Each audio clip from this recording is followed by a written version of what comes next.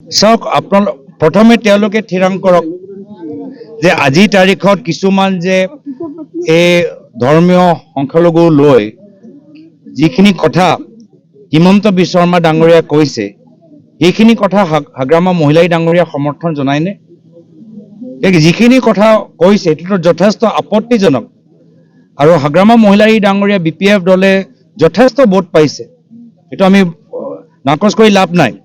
কিন্তু মই জানিবলৈ বিচাৰোঁ যে যিখিনি কথা আজি হিমন্ত বিশ্ব শৰ্মা ডাঙৰীয়া কৈছে যে হাৰাশাস্তিৰ কাৰণে কৰিছে, এইখিনি কথা লৈ BPF দলে সমৰ্থন জনায়নে, UPPL দলে সমৰ্থন জনায়নে? দুয়োটা দলকে তেওঁলোকে ধৰি ৰাখিছে। দুয়োটাই দলে আজি নিজৰ স্থিতি স্পষ্ট কৰিব পৰা নাই, তেনেকুৱা এটা মই প্ৰমাণ মই দেখা পাইছোঁ। আৰু পুনৰবাৰ কৈছোঁ, আমাৰ লগত মিত্ৰতা কৰিলে সকলোৱে শক্তিশালী হ'ব, আগতকৈ আৰু ভাল স্থিতি লৈ দেখা পাব। আৰু বিজেপিৰ লগত কৰিলে অগপ দলৰ দৰে আৰু আগতকৈ আৰু দুৰ্বল।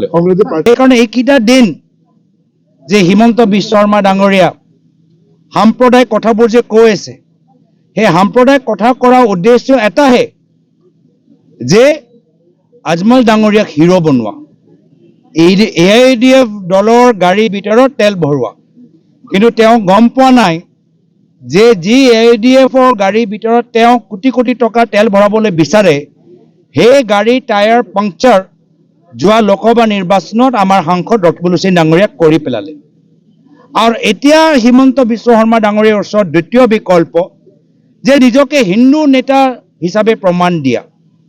কিন্তু চাওক, আপোনালোকে হিন্দু নেতা ক'বলৈ বিচাৰে আৰু গৌ মাতাৰ চিণ্ডিকেটটো চলায়, দুটাতো হ'ব নোৱাৰে।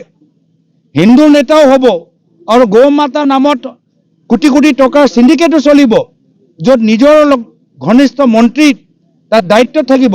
এইটো কেনেকৈ হ'ব? তো হিন্দুসকলৰ মাজতো তেওঁলোকৰ গ্ৰহণযোগ্যতাটো নাই। তাৰপিছত দেখাবলৈ বিচাৰে যে তেওঁহে শক্তিশালী। এক ছেকেণ্ড আৰক্ষীবোৰ আঁতৰাই দিয়কচোন। ক্ষমতাত আছে সেইকাৰণে আৰক্ষী গৃহ বিভাগ আছে।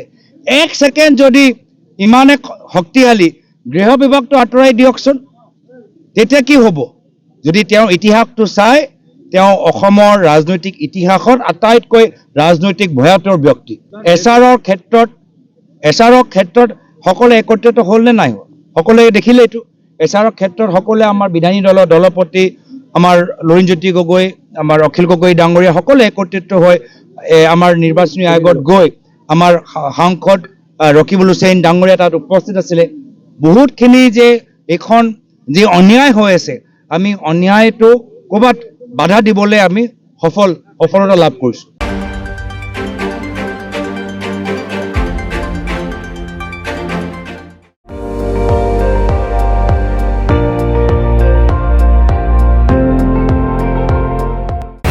আপুনি চাই আছে ND24, সৰ্বশ্ৰেষ্ঠ নহয় সৰ্বোত্তমৰ দৌৰ।